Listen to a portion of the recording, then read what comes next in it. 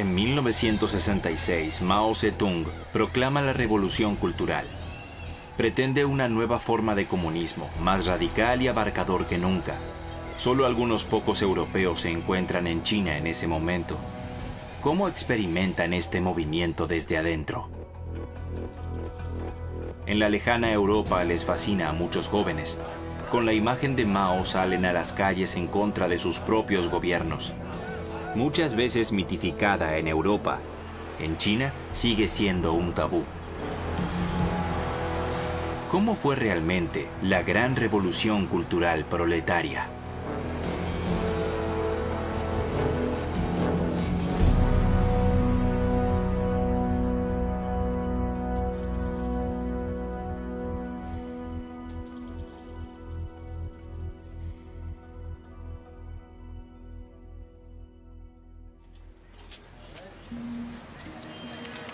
Los edificios residenciales de la Universidad de Lenguas Extranjeras de Pekín. El inglés Paul Krug creció aquí. Actualmente vive en Londres. Su madre se quedó aquí. Paul Krug la visita tan a menudo como puede. Esta mujer de 101 años es uno de los pocos extranjeros occidentales que siguieron entusiasmados el movimiento comunista de Mao desde sus inicios. El padre de Paul, David, vino a China en 1937 como un firme comunista. La joven pareja experimentó muy de cerca el cambio radical de la revolución socialista en el país. Por supuesto que esto me trae recuerdos de lo que sucedió en aquel entonces. Me alegra que algo de aquello haya sido registrado. Creo que es muy valioso. A finales de la década de 1940, los Krug se mudaron a Pekín. La Universidad de Lenguas Extranjeras necesitaba profesores con lengua materna de inglés.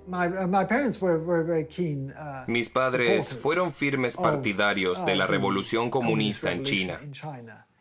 Eran personas respetadas aquí en la universidad. Hasta el inicio de la revolución cultural estaban muy cómodos. En su adolescencia, Paul Krug también se apasionó con Mao. La idea de ver a Mao alguna vez, incluso a lo lejos, en un evento deportivo, era muy emocionante para mí.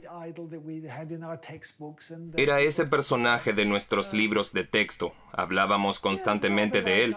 Era similar a los adolescentes que idolatran a sus estrellas del pop.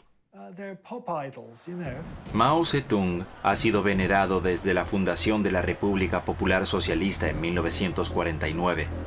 A los ojos de la población fue el creador de la nueva China. Después de un siglo de vergonzosa ocupación, guerras y una sangrienta guerra civil, él encarna el nuevo comienzo. Por primera vez desde el antiguo imperio, China volvió a ser independiente. El carismático Mao es la gran figura comunista a la que las masas aclaman.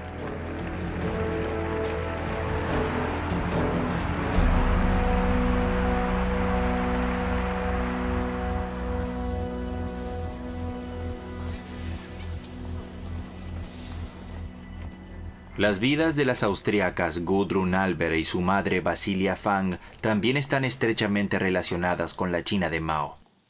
En 1951, la madre de Gudrun, Basilia, emigró a China con su hija de 3 años en aquel momento.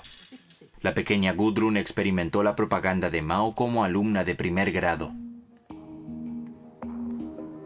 La madre de Gudrun, Basilia, a principios de la década de 1950, era madre soltera y se enamoró de Fang Bing, un estudiante chino de ingeniería. Como experto en metales, después de su boda quiso ayudar a industrializar China. Convenció a su esposa tirolesa de acompañarlo al país exótico de ese entonces. De África sabíamos algo, pero de China nunca había oído nada. Estaba muy lejos. De alguna manera eso no me molestaba en absoluto. Gudrun Albert creció con 2 medios hermanos en Shenyang, al norte de China. Pronto hablaría solo chino.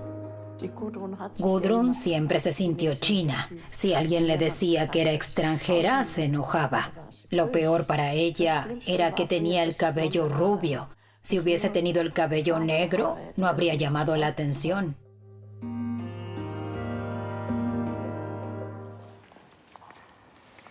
A pesar del culto a Mao y el comunismo, Basilia, que es católica, también intentó educar a su hija en la fe. Como recuerdo de su hogar tirolés, trajo a China una imagen consagrada. Pero la imagen es el arcángel. El pequeño, ¿lo ves? Con las alas. A la mañana, cuando nos despertábamos, a menudo mirábamos la imagen y hablábamos de ella. Ese es el ángel que protege a los niños para que crucen el arroyo sin problemas. En ese momento, madre e hija no sospechaban que el ángel de la guarda alguna vez podría poner en peligro a la familia. En China, la política de Mao penetra cada vez más en la vida cotidiana de las personas. Para el presidente del partido, el desarrollo industrial marcha muy lentamente. Este ordena el gran salto adelante. Solo por la fuerza de voluntad del pueblo, China pronto debería producir más acero que Gran Bretaña. Incluso los campesinos tienen que construir unos altos hornos pequeños. Sin embargo, a medida que se esfuerzan por realizar las visiones de Mao, sus campos se vuelven desiertos. En lugar de crecimiento, viene el hambre.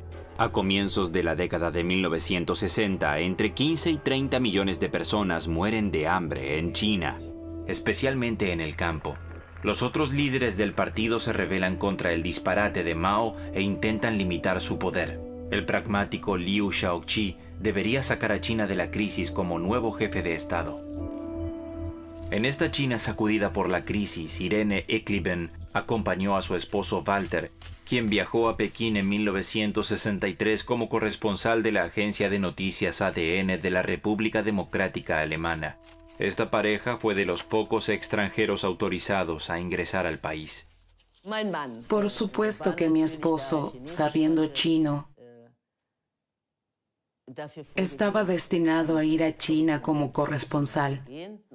Y como yo era su esposa, me enviaron con él y me pidieron que intentara tomar fotografías. Y entonces recorrí a la ciudad y tomé fotos hasta más no poder. Las fotografías de Irene Ekliben son documentos únicos de la vida cotidiana, pero también de las luchas por el poder político en el país comunista. A mediados de 1960, la situación del país es terriblemente tensa. Detrás de escena, Mao trama planes para su regreso al poder. En 1966 da comienzo. Al principio hay un cartel escrito a mano llamado Periódico de la Pared. Critica el liderazgo del partido de la Universidad de Pekín como revisionista. Mao dirige el ataque a sus oponentes internos. En todas partes habría burócratas que querrían regresar al capitalismo. El pueblo debería desenmascarar a este tipo de enemigos de clase y su pensamiento burgués con carteles. Y entonces algunos estudiantes comenzaron a colocar carteles en las aulas y pasillos que criticaban el contenido de la enseñanza.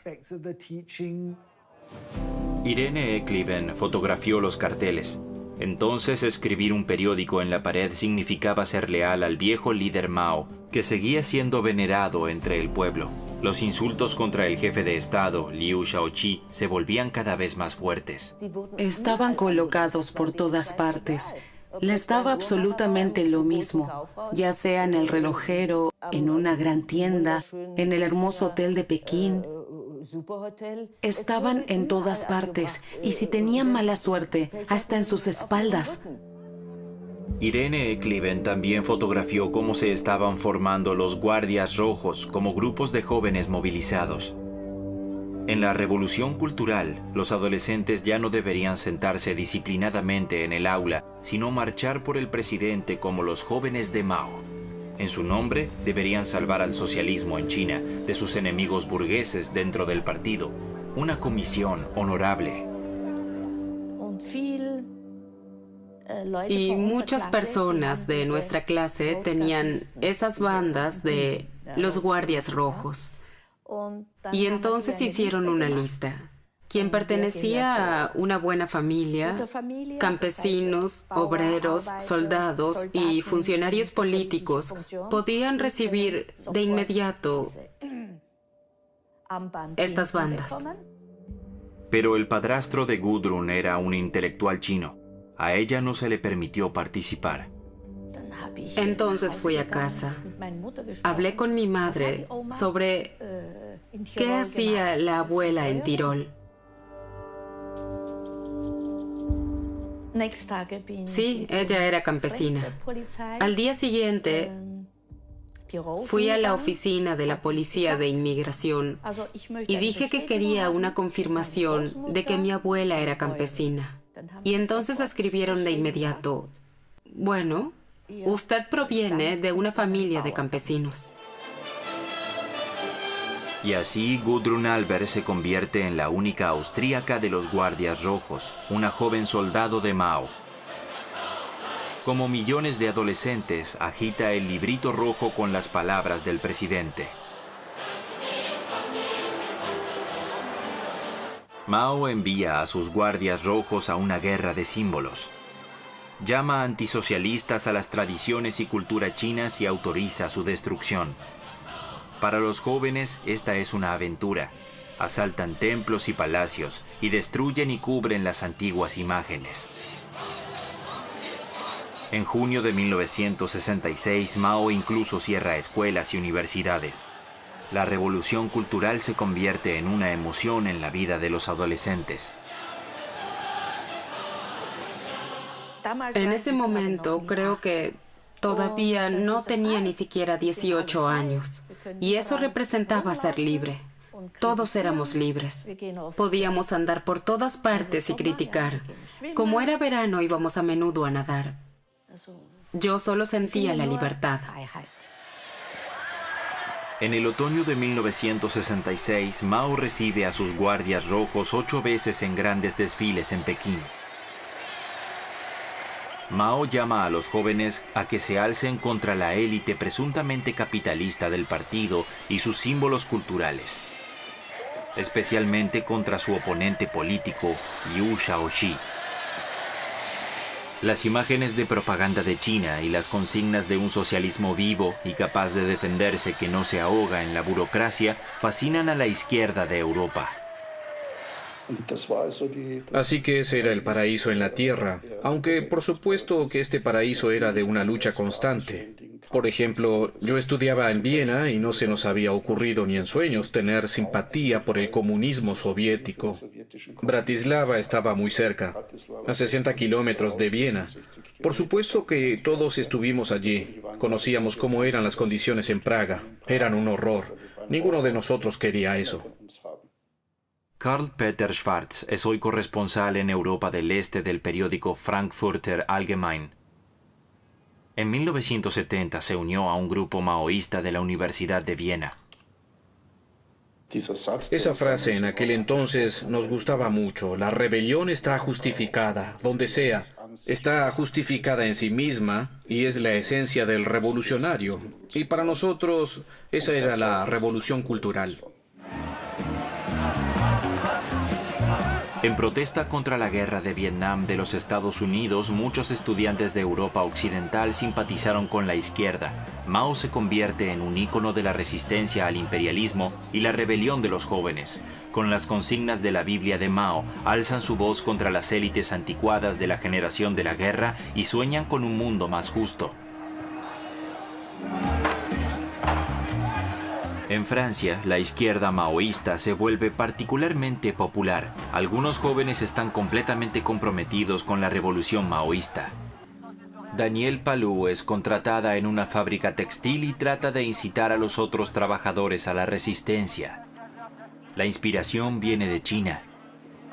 No podíamos imaginar algo mejor que ir a China personalmente y ver lo que sucedía allí. Deseábamos participar en China y aplicar estas experiencias en Francia, porque luchábamos por una revolución y pensábamos que llegaría. Sin embargo, obtener una visa para China es imposible. El país está aislado. Prácticamente solo las imágenes de propaganda logran filtrarse. Así que China se convirtió en una especie de pantalla de proyección de nuestras esperanzas revolucionarias. Esto tenía mucho de religioso en el sentido de que queríamos llegar allí. En China avanza la revolución cultural. En lugar de ir a clase, los jóvenes salen a trabajar al servicio de Mao. Los guardias rojos acosan cada vez más a sus supuestos oponentes. En escuelas y universidades comienza una campaña de limpieza contra docentes e intelectuales. Como profesor de inglés en la Universidad de Lenguas Extranjeras, el padre de Paul, David, se convierte en blanco inicial de los guardias rojos. No podía creerlo. Y ellos decían que debía ser un error, por supuesto. Pero así fue, ya no estaba en casa.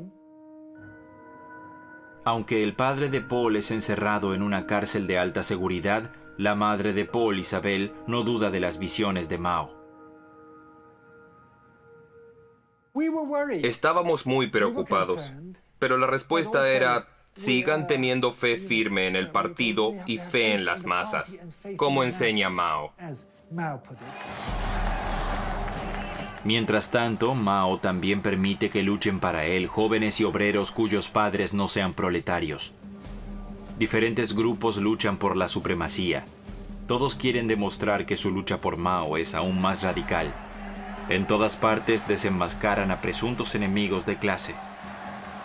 En grandes reuniones confrontan a los acusados con sus presuntos delitos.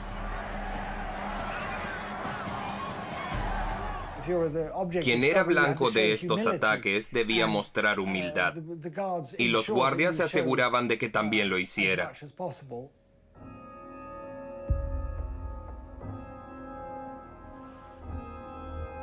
Mientras su padre está en la cárcel, Paul, de 13 años, comienza a dudar.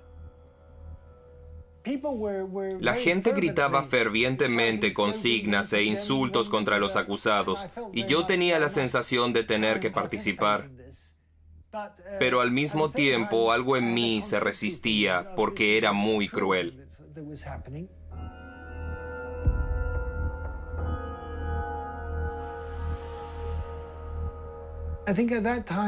En ese momento, nuestros sentimientos ante tales horrores estaban fuera de balance. Pensaba, esto sucede en todas partes. Tal vez sea normal.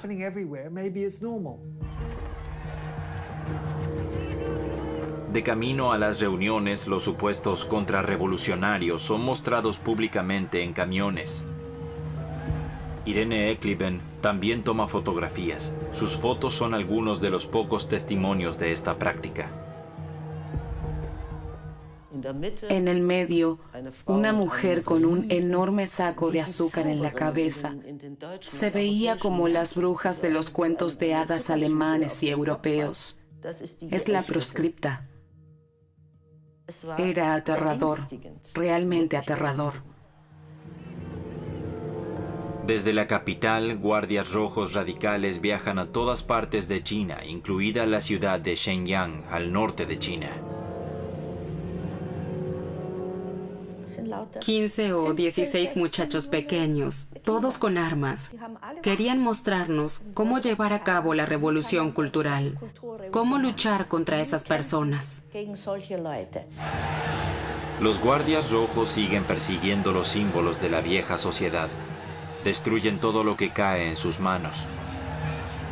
Gudrun Albert teme que la ira de sus camaradas se dirija contra la imagen del ángel de su madre. Ella pensaba, primero quería esconderlo en el sótano abajo. Le dije, por favor, no lo hagas. Pueden venir, pueden buscar por todos lados. Gudrun y sus hermanos persuaden a su madre para que renuncie a la imagen. Entonces la sacaron y la quemaron o no sé qué. La furia de los guardias rojos está fuera de control. A quienes caen en sus manos los encierran en celdas improvisadas. En Pekín, el terror penetra cada vez más profundamente en la vida de Paul Krug. Después del padre, ahora su madre está en la mira. Ella era interrogada una y otra vez para descubrir la verdad acerca de mi padre y también acerca de su propio papel. Los interrogatorios eran interminables. Finalmente Isabel Krug tampoco pudo volver a su casa por la noche. Ella no esperaba estar fuera por mucho tiempo, pero al día siguiente vinieron y pidieron su cepillo de dientes, y después otras cosas, y así poco a poco comprendimos que ella no volvería tan pronto. La revolución cultural paraliza el país. En todas partes reina el caos y el terror. A finales de 1968, Mao toma medidas. Ordena a los guardias rojos que abandonen las ciudades y que vayan al campo a trabajar allí. Eufóricos, cerca de 20 millones de jóvenes se ponen en marcha. Se les dice que deben aprender del espíritu revolucionario de los campesinos.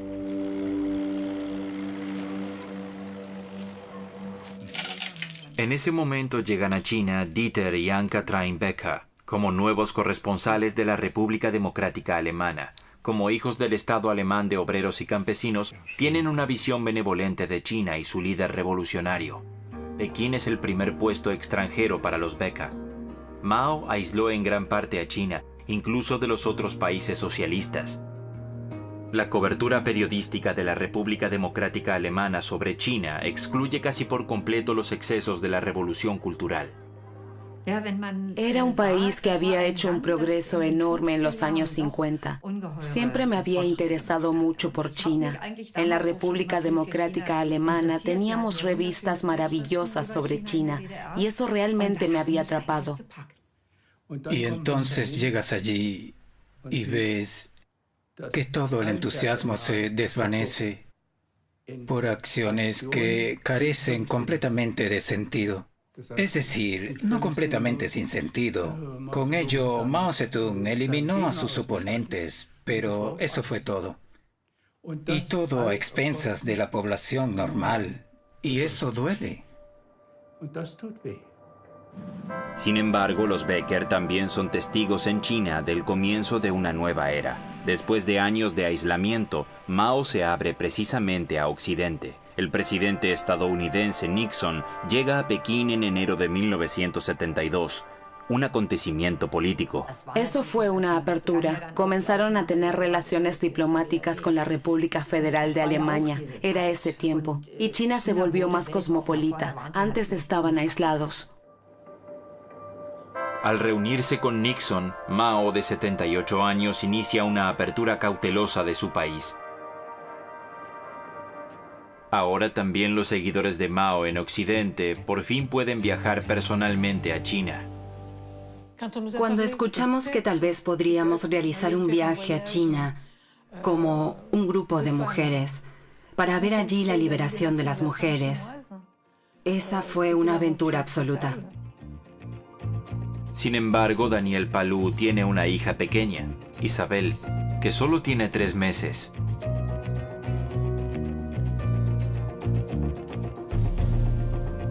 Tuve que elegir quedarme con mi hija y seguir amamantándola o ir a China. Pero yo era maoísta y la aventura me atraía. Fue difícil, pero dejé a mi hija con su padre y viajé a China.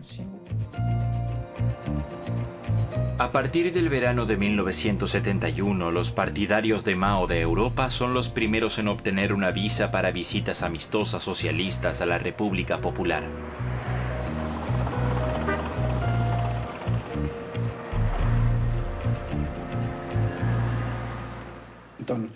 Y entonces llegamos muy tarde en la noche al aeropuerto de Pekín. Y recuerdo que había allí una estatua blanca gigantesca de Mao, iluminada. Y eso fue como la entrada al paraíso. Entonces llegamos, y ahora sí era la gran China la que observábamos. En el lugar, todo un equipo de propaganda les presenta a los visitantes occidentales los logros de la revolución cultural. Y entonces, Comenzaron a darnos un recorrido guiado. Nos llevaron al gran salón popular. Ese fue un honor increíble. Esa fue nuestra llegada a China. Cantamos la Internacional, levantamos el puño y nos emocionamos hasta las lágrimas. Fue muy emotivo. Éramos un grupo de admiradoras en China. La felicidad total.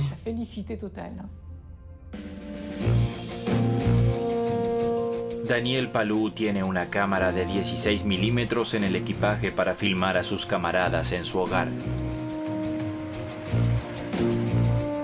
Fuimos a ver las comunas populares y los campesinos trabajando, los grandes proyectos de construcción, las fábricas que aún nunca habíamos visto, las fundiciones donde saltaban las chispas y, sumado a ello, los discursos apropiados. Desde Pekín recorren el país. Las estaciones son similares. En las escuelas vino una joven revolucionaria, regordeta, de los guardias rojos, y pronunció un discurso fuerte contra el director. Y todas esas cosas nos agradaron enormemente. Ahora, según el mensaje, todo es más productivo que nunca gracias a Mao.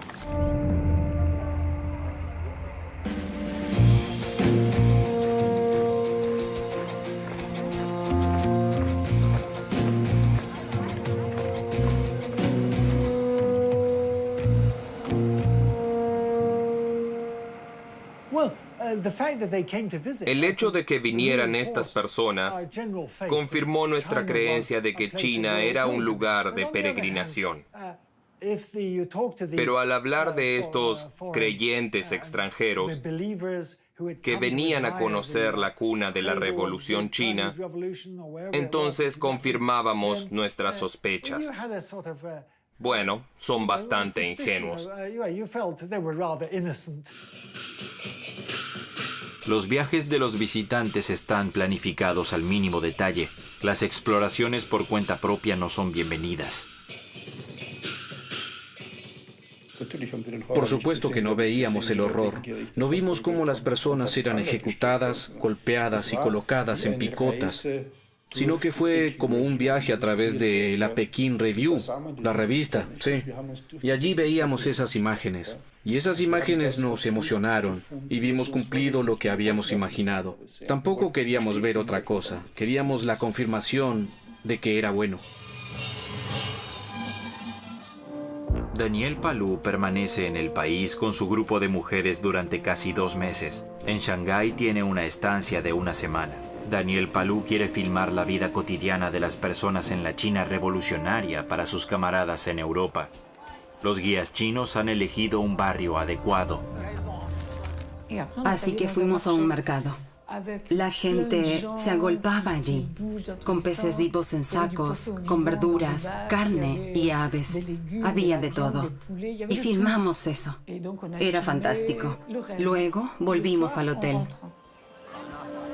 Pero olvidó uno de sus rollos de película en el mercado. A la mañana siguiente volvió a buscarlo.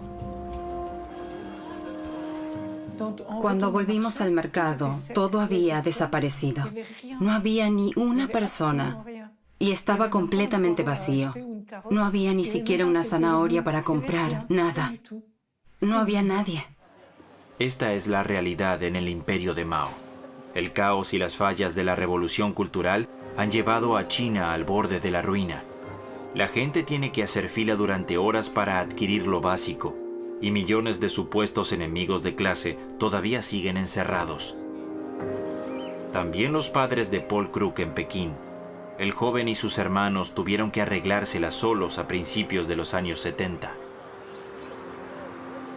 Aunque los padres de Paul han estado en prisión por años, no han perdido su fe en Mao. Durante su tiempo en prisión, mi padre creía que Mao estaba loco o que sencillamente no sabía lo que estaba pasando. Porque si lo supiera, arreglaría las cosas. En ese momento, Paul Krug y sus hermanos ni siquiera sabían exactamente dónde estaban recluidos sus padres. Un día iba en bicicleta a mi curso de alemán en la Universidad de Pekín y miré hacia arriba y allí, en la segunda ventana del tercer piso, estaba mi madre y me saludó con la mano, detrás de las rejas.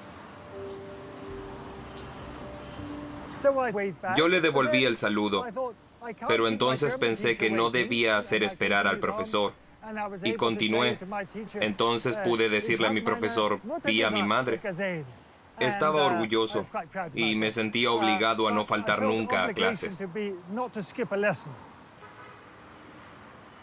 Después de la primera impresión, los hermanos lograron filtrarse en la celda de detención de la madre y hablar con ella.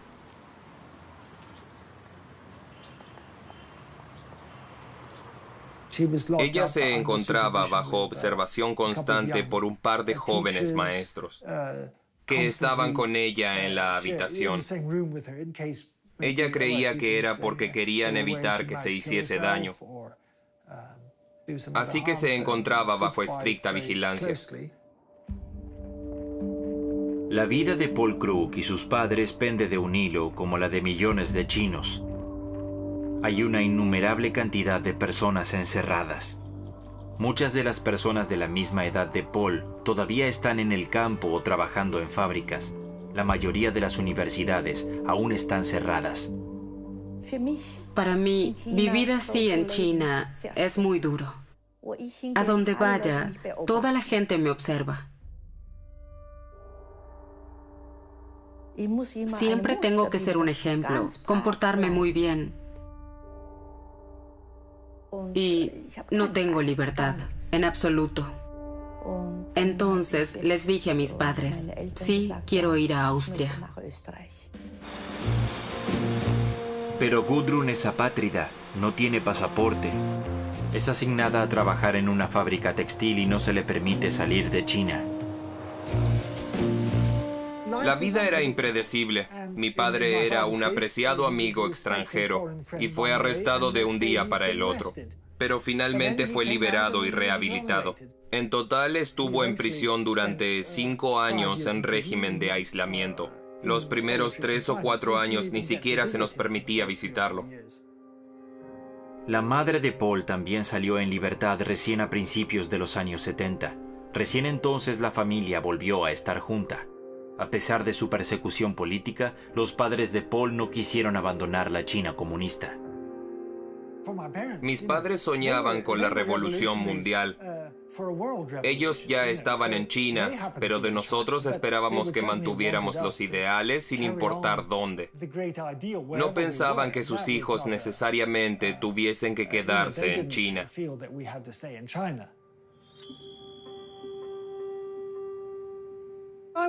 Quería ver el mundo con mis propios ojos y no quería vivir bajo reglas tan estrictas.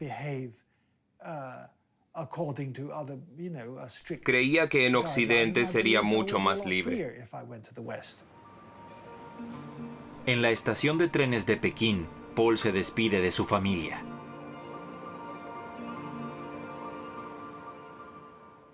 Antes de partir, mi padre me dijo, en Occidente hay tantos criminales y mendigos. Si no te sientes bien, regresa inmediatamente. Los periódicos chinos también reportan terribles condiciones en Europa. El capitalismo está a punto de colapsar. Llena de dudas, Gudrun se despide de su familia y emprende el largo viaje a Austria. En febrero de 1972, Gudrun Albert llega a Viena. La administración de la ciudad recibe solemnemente a esta repatriada del bloque oriental. Como regalo de bienvenida recibe una cámara fotográfica. Paul Krug abandona China en dirección al sur. Crucé la frontera en tren de Cantón a Hong Kong.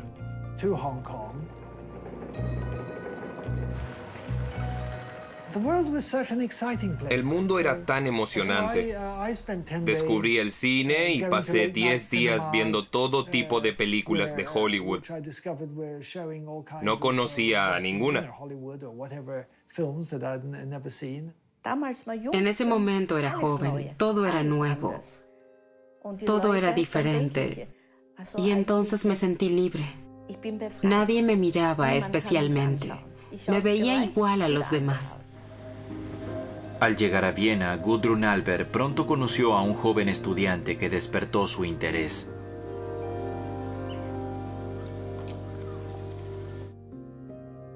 Cuando entonces dijo que venía de China, para mí fue como una iluminación. Yo aquí con mis pensamientos comunistas, maoístas, y ella venía de China. Ella sin dudas podía contarme mucho sobre la práctica y confirmarme lo que ya tenía en mi cabeza, por así decirlo. Ya que el estudiante, Sebastian Albert, era entonces un maoísta convencido. Él dijo que no entendía que yo viniera a Austria si China estaba tan bien. Entonces le dije, bueno, empaca tu equipaje. Viaja a China y al segundo día estarás encerrado. Recién después de que Sebastian Albert renunciara al maoísmo, contrajo matrimonio con Gudrun.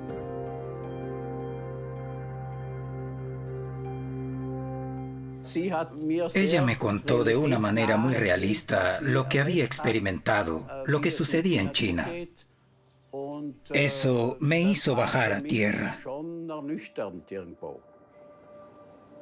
En 1976 muere Mao. Por última vez las masas se reúnen por el gran líder. Con esto acaba también el espanto de la revolución cultural. Muchos millones son perseguidos políticamente. El rival de Mao, Liu Shaoqi, muere en prisión. En total, hasta 1,5 millones de personas pierden la vida. La herencia de la revolución cultural continúa pesando sobre China aún hoy. Una vez calculé, me tomó tanto tiempo liberarme de esa escoria como el tiempo que estuve dentro de ese grupo. Es decir, estuve allí 4 años y en cierta medida necesité 4 años para estabilizarme un poco, reencontrarme. Así que, en general, esa década roja fue una pérdida de tiempo. No me aportó absolutamente nada. Por primera vez en décadas, Daniel Palou mira los diarios de su viaje a China en 1971. Las frases decisivas son sobre el falso mercado de Shanghái. Estoy desanimada. No quiero seguir trabajando en esta película. Estoy completamente resignada. Ya no entiendo nada.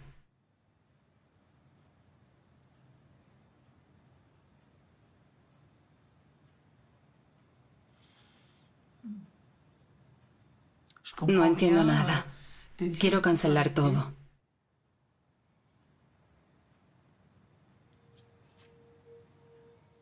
Corten.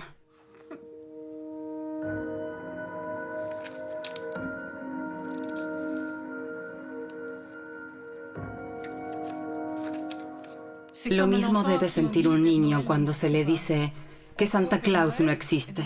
Crees en Santa Claus y de repente ya no existe. Para mí fue un golpe ese momento en Shanghái. Que no existiera la esperanza de encontrar la sociedad perfecta. Nada que pudiésemos aplicar en Francia. En China aún gobierna el Partido Comunista de esa época. La familia de Paul ya no es perseguida actualmente. Por el contrario, Paul aceptó una invitación a la provincia como reemplazo de su madre. He traído los saludos de mi madre. Ahora los leeré.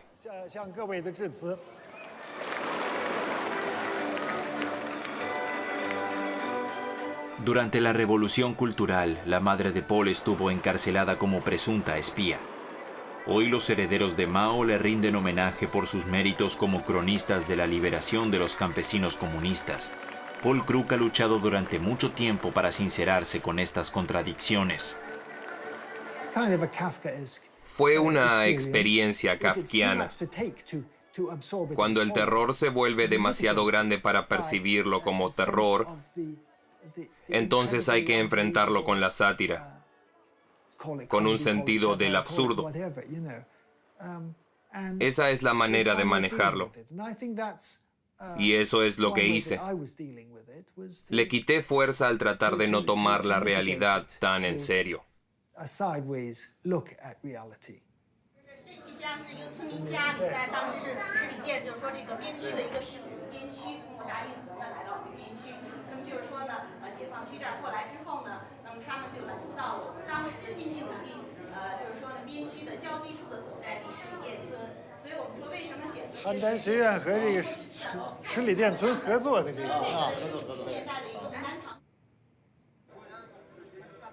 Daniel Palou vive hoy en París.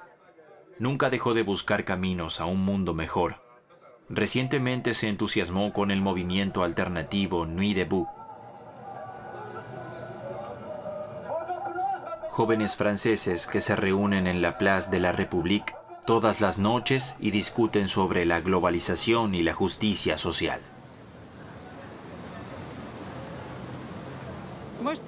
Esto me interesó mucho, porque me recordó a los inicios del 68.